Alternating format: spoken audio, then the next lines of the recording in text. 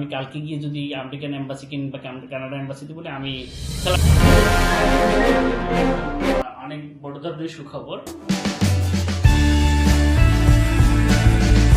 Sir কেমন আছেন? জি আলহামদুলিল্লাহ ভালো। কেমন আছো তুমি? স্যার আলহামদুলিল্লাহ। স্যার আমার কিছু কোশ্চেন ছিল।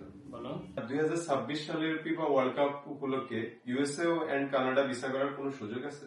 হ্যাঁ, এটা তো বাংলাদেশিদের জন্য একদম অনেক বড় ধরনের সুখবর। তুমি জানো যে সামনে 26-এ ফিফা ওয়ার্ল্ড কাপ হচ্ছে আমেরিকা, কানাডা, মেক্সিকোতে। যারা এই মুহূর্তে চাচ্ছেন যে আমি আমেরিকা, কানাডা যাব, এখন থেকে প্ল্যান করতে পারেন এই খেলার উপলক্ষে, খেলার টিকিট সংগ্রহ করা, খেলা দেখা নিয়ে আপনার চাইলে এটা একটু বড় ধরনের সুযোগ বাংলাদেশিদের জন্য।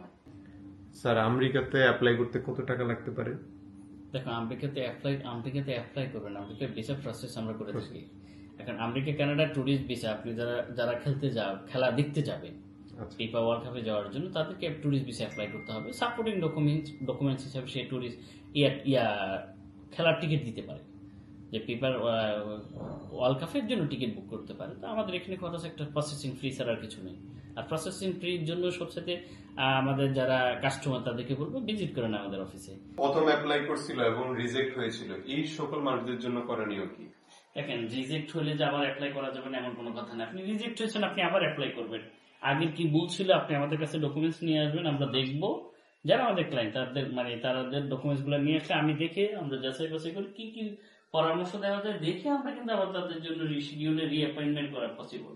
আচ্ছা, খেলা তো হলো 2026 সালে, তো এখন তো 2025 সাল, তাহলে কি আমরা কি এখন অ্যাপ্লাই করবো না আরো কিছুদিন পরে অ্যাপ্লাই করবো? একটা কথা বলে রাখি, কানাডা আমেরিকাতে এই পরিমাণ কিউ, সাধারণত আমেরিকাতে তুমি যদি এখন অ্যাপ্লাই করো বা কেউ যদি এখন অ্যাপ্লাই করে, এটা অ্যাপয়েন্টমেন্ট পেতে 1 বছর সময় লেগে যাবে, 8 মাস সময় লেগে যাবে, আরো বেশি সময় লাগতে পারে।